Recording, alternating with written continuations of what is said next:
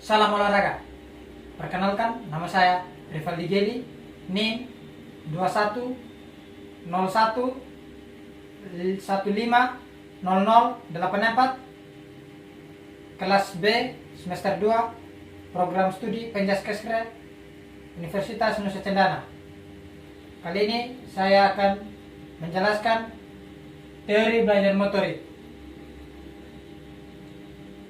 Teori belajar motorik. Yang pertama kita ketahui dulu tentang belajar. Belajar merupakan perubahan perilaku atau perubahan kecakapan yang mampu bertahan dalam waktu tertentu dan bukan berasal dari proses pertumbuhan. Ini merupakan salah satu pendapat dari para ahli, yaitu Gagne pada tahun 1989. Dari belajar kita dapat mempelajari tentang belajar motorik dan tahap belajar motorik. Pada tahap belajar motorik, kita ketahui dulu tentang apa itu belajar motorik. Belajar motorik adalah belajar yang difokuskan pada penguasaan keterampilan gerak melalui respon-respon muskular sebagai hasil dari latihan. Dari pengertian belajar motorik dapat disimpulkan sebagai satu, belajar motorik sebagai suatu proses, yaitu seperangkat kejadian atau peristiwa yang berlangsung bersama-sama dan menghasilkan beberapa perilaku tertentu. Yang kedua, hasil latihan. Belajar motorik adalah hasil latihan, yaitu perubahan perilaku motorik yang berupa keterampilan dipahami sebagai hasil dari latihan dan pengalaman. Yang ketiga, kapabilitas bereaksi merupakan hasil belajar motorik, yaitu dapat diketahui secara umum, dapat dinyatakan tujuan belajar atau latihan untuk memperkuat atau menetapkan sejumlah perubahan yang terdapat pada kondisi internal. Yang keempat, relatif permanen, yaitu proses belajar selalu menghasilkan perubahan yang relatif permanen dan akan bertahan dalam waktu yang relatif lama. Dan hal ini merupakan salah satu ciri dari belajar motorik.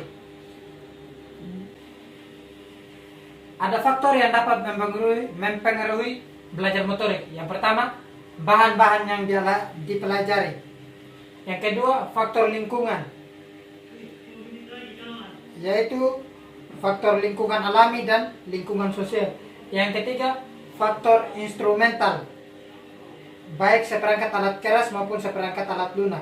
Yang keempat, kondisi individu atau siswa yang meliputi minat, motivasi, kecerdasan, bakat, dan kemampuan kognitif. Yang kedua, kita tahap belajar motorik. Ada beberapa tahap dalam belajar motorik. Yang pertama, tahap kognitif. Tahap ini merupakan tahap awal dalam belajar motorik. Pada tahap ini seringkali terjadi kejutan berupa peningkatan yang besar bila dibandingkan dengan kemajuan pada tahap-tahap berikutnya. Yang kedua, ada tahap asosiatif, yaitu permulaan tahap kedua berlangsung setelah tahap pertama, yaitu tahap kognitif tadi. Pada tahap ini, asosiasi verbal mulai ditinggalkan dan si pelaku memusatkan perhatian pada bagaimana melakukan pola motorik yang baik dan benar. Yang ketiga, tahap otomatis, yaitu tahap ini merupakan tahap paling akhir dari belajar motorik. Salah satu ahli menyatakan bahwa pada pelaksanaan otomatis, maka belajar keterampilan makin ringan dalam penyesuaian suatu tugas atau keterampilan, dan ini makin menurun stres yang dialami oleh siswa. Dan perlu diketahui bahwa belajar terdapat 3 ranah yang dipelajari. Yang pertama, pengetahuan, yaitu kognitif, dan sikap, yaitu afektif, dan yang ketiga, gerak atau keterampilan yang berkaitan dengan psikomotor.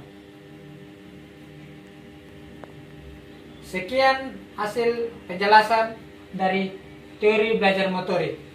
Kurang dan lebihnya mohon dimaafkan. Terima kasih.